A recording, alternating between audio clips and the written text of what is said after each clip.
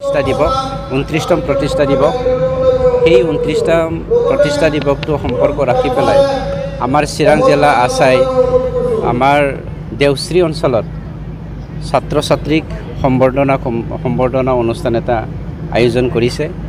সেই সম্বৰ্ধনা অনুষ্ঠানত ভাগ ল'বলৈ পাই খুব আনন্দিত, কিয়নো ছাত্ৰ ছাত্ৰীসকলক ভুল পথেৰে নিবৰ কাৰণে বহুতো এণ্টি ছ'চিয়েল এলিমেণ্ট ওলাইছে আৰু ইয়াত আমাৰ ছাত্ৰ সংগঠনৰ পৰা খুব সজাগ হ'ব লাগে। খুব আনন্দিত যে আমাৰ আছাই এই ক্ষেত্ৰত খুব চিনচিয়াৰলি আমাৰ আদিবাসী বা সান্তালী ষ্টুডেণ্টসকলক এণ্টি ছ'চিয়েল এলিমেণ্টৰ পৰা ৰক্ষা কৰিবলৈ সক্ষম হৈছে। দুৰ্ভাগ্যজনক কথাটো হ'ল BTC অঞ্চলত ড্ৰাগছৰ আমাৰ যি বেহা এইটো খুব বেছি হৈ আছে।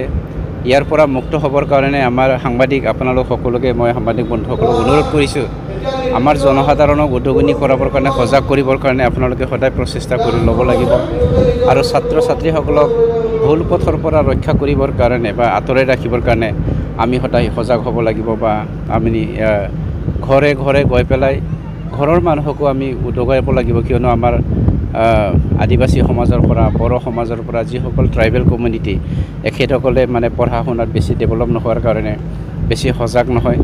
কিন্তু ভাল লাগিছে আছাৰ যি ইনিচিয়েটিভ, এই ইনিচিয়েটিভটো সমাজখনত এটা ভাল ইম্পেক্ট কৰিব বুলি আশা কৰিছোঁ। যিহেতু নিৰ্বাচন আহিছে, নিৰ্বাচনৰ বিষয়ে আপুনি কি কৈছে?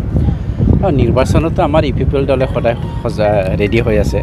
আজিৰ দিনত যদি ইলেকশ্যন খেলে আমি আউট অফ 40-30টো জিকিবলৈ সক্ষম হ'ল, এইটো আমাৰ বিশ্বাস আছে। কিয়নো আজি শান্তি প্ৰতিষ্ঠা কৰিছে আমাৰ সন্মানীয় শ্ৰী প্ৰমোদ বড়ো ডাঙৰীয়াৰ নেতৃত্বত আমাৰ চৰকাৰে, আৰু আটাইতকৈ ডাঙৰ কথাটো আমি উইনাৰ।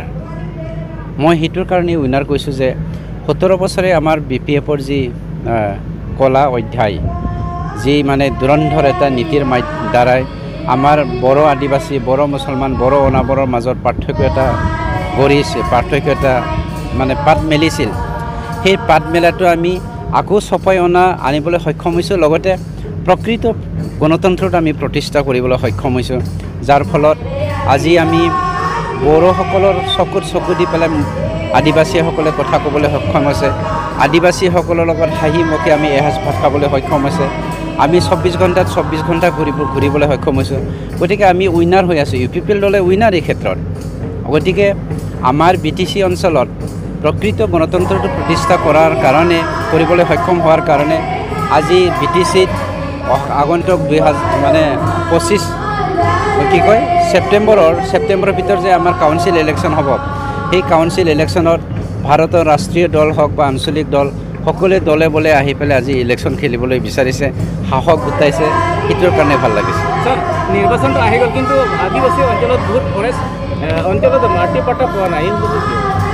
ফৰেষ্টৰ এটা নিয়ম আছে, 2006 চনৰ আমাৰ যি ফৰেষ্ট ডুৱেলাৰ সেই একৰ মাধ্যমেৰে আমাৰ ট্ৰাইবেলসকলে 25 বছৰ বসবাস কৰিব লাগে। সেই মাটিটো পাবলৈ হ'লে লেণ্ড টাইটেল চাৰ্টিফিকেট পাবলৈ হ'লে, আৰু তেওঁলোকে 2005 চনৰ আগৰ হ'ব লাগিব।